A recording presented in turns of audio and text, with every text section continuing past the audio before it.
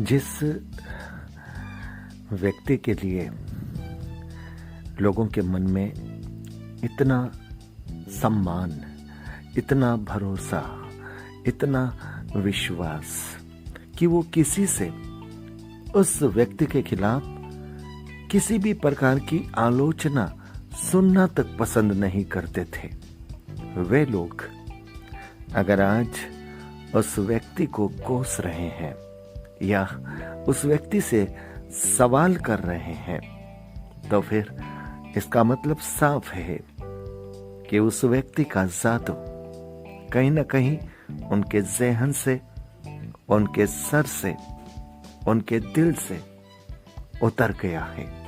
यानी भरोसा, विश्वास जो उस शख्सियत के लिए हुआ करता था, वो भरोसा अब कहीं ना कहीं टूट गया है।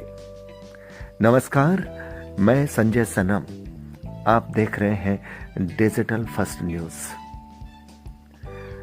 मैं जिस शख्सियत की बात कर रहा हूं, उस शख्सियत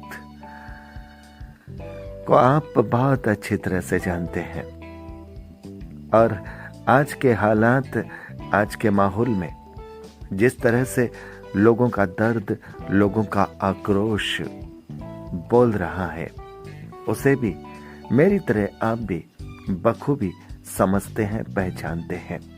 2014 से 2019 तक का सफर एक तरफा समर्थन की आवाज है, एक तरफा पुरजोर समर्थन, आलोचना सुनने के लिए कोई तैयार नहीं। अगर उस व्यक्ति के खिलाफ कोई सवाल उठा दे तो सवाल सुनने के लिए कोई तैयार नहीं। ये पूरा का पूरा दृष्टांत इतना बदल क्यों गया? दोस्तों, जब आप किसी पर भरोसा करते हैं तो इसका मतलब आप उससे उम्मीद करते हैं, आप उससे अपेक्षा करते हैं और आपको ये यकीन रहता है कि यह व्यक्ति कभी अपनी जिम्मेदारी के प्रति कोताही नहीं करेगा।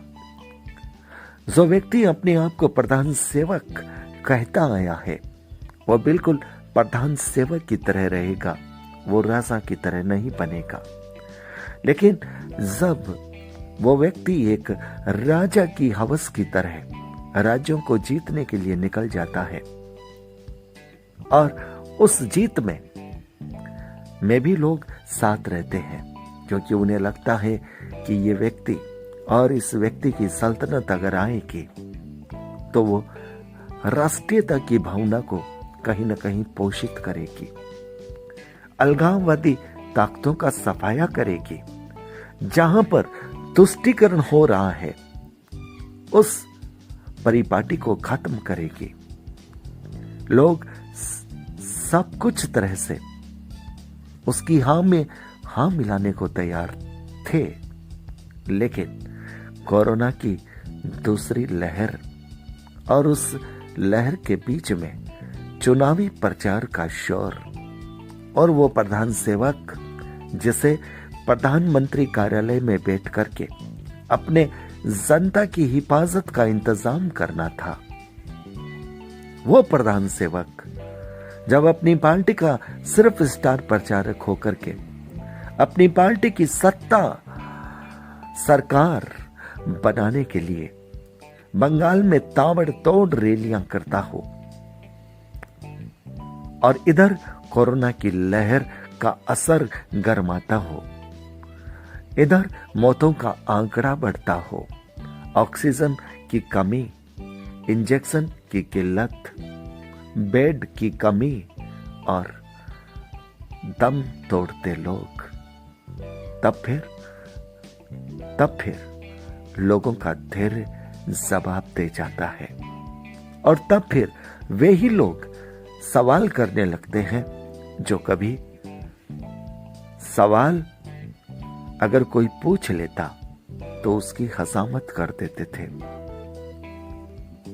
आज वे लोग अगर कोस रहे हैं वे लोग अगर सोच रहे हैं, वे लोग अगर पूछ रहे हैं, तो इसका मतलब साफ है कि भरोसा टूटा है, विश्वास छूटा है, यकीन को चोट मिली है।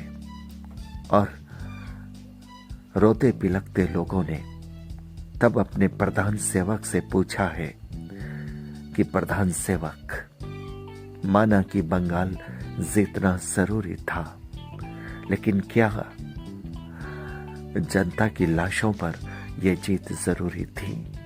और अगर तुमने बंगाल जीत भी लिया, तब भी क्या यह जीत तुम्हारी हार नहीं है प्रधान सेवक? क्योंकि तुम जनता का दिल, जनता का विश्वास हार चुके हो। और तब कुछ लोग तो यहां तक कहते हैं कि मोदी जी को अब हट जाना चाहिए और नितिन गडकरी जी को उन्हें सत्ता सौंप देनी चाहिए। अब लोगों का ध्यान यकायक नितिन गडकरी के हंसमुख चेहरे की तरफ आता है, नितिन गडकरी की अपनी परफॉर्मेंस की तरफ आता है। और तब लोग कहते हैं कि मोदी जी बस अब और नहीं, अब हमें नितिन गडकरी चाहिए। दोस्तों, ये सवाल महत्वपूर्ण है। ये सवाल सिर्फ मेरे नहीं है, ये आप ही लोगों के बीच से उठे हुए हैं और उन्हीं सवालों को मैं जवाब दे रहा हूं। बंगाल के चुनाव का आखिरी चरण पूरा हो गया है। 2 मई को चुनाव परिणाम भी आ जाएगा। एग्जिट पोल अपने अपने आंकड़े बता रहे हैं। सवाल इस बात का नहीं कि मोदी जी इतनी ताबड़तोड़ रैलियां करके क्या बंगाल का चुनाव जीत पाएंगे।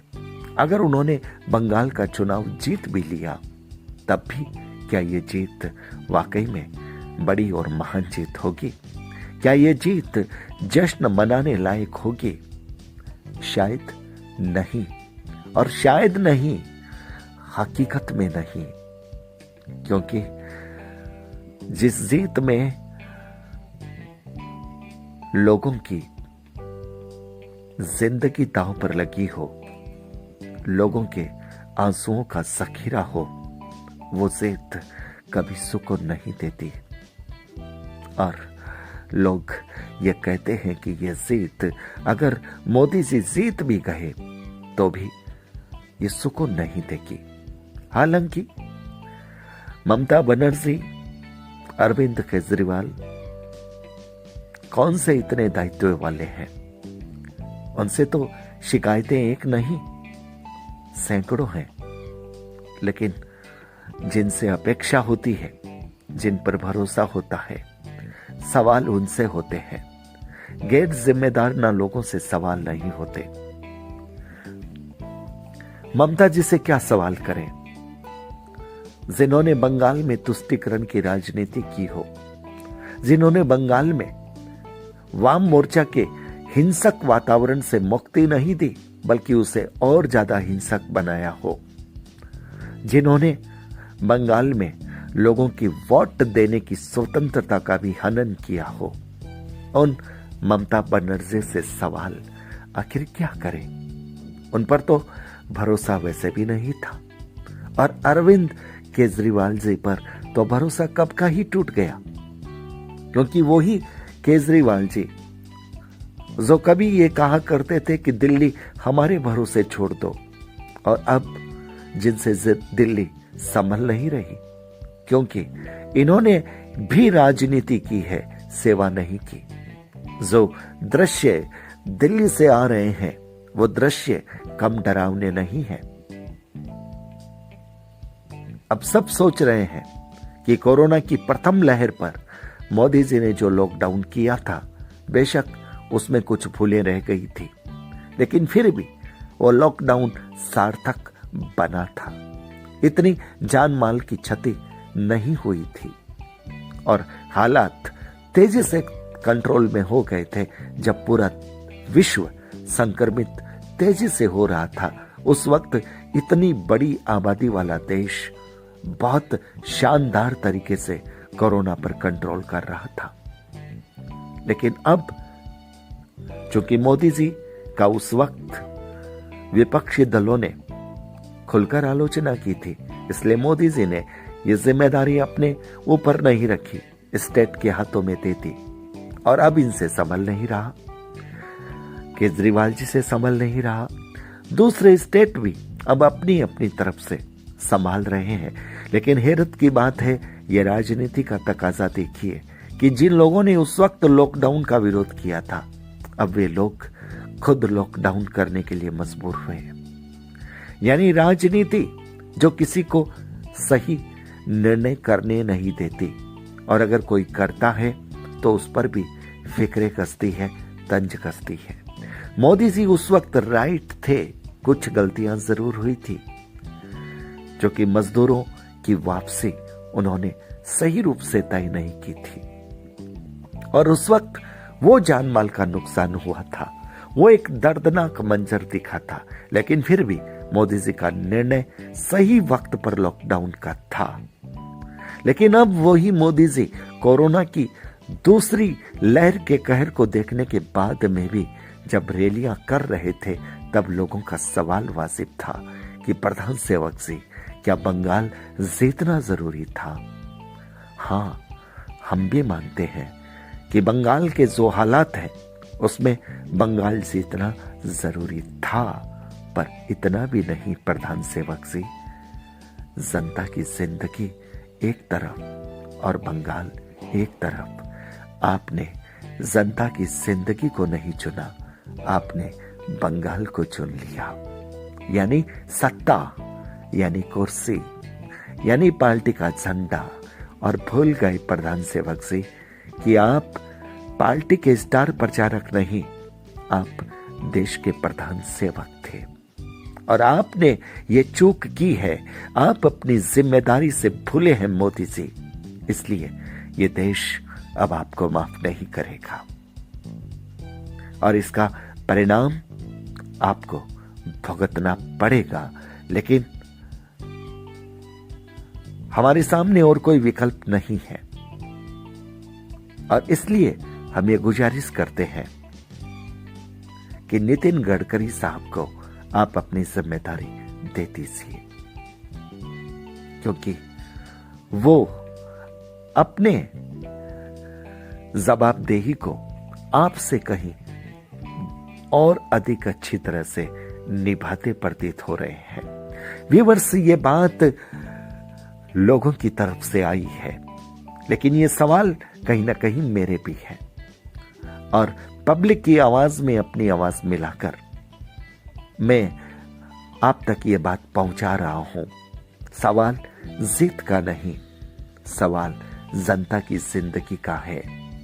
जब जिंदगी और मौत के बीच जंग लड़ी हो, उस वक्त चुनाव की जंग महत्वपूर्ण नहीं हुआ करती। लेकिन यह राजनीति है साहब, किसको क्या कहें, सब एक ही थैले के चट्टे बट्टे हैं, ये लोग कह रहे हैं। तो अगर आपको लगे कि बात सच्ची है, कड़वी है, तो फिर वीडियो को लाइक कीजिएगा, शेयर कीजिएगा।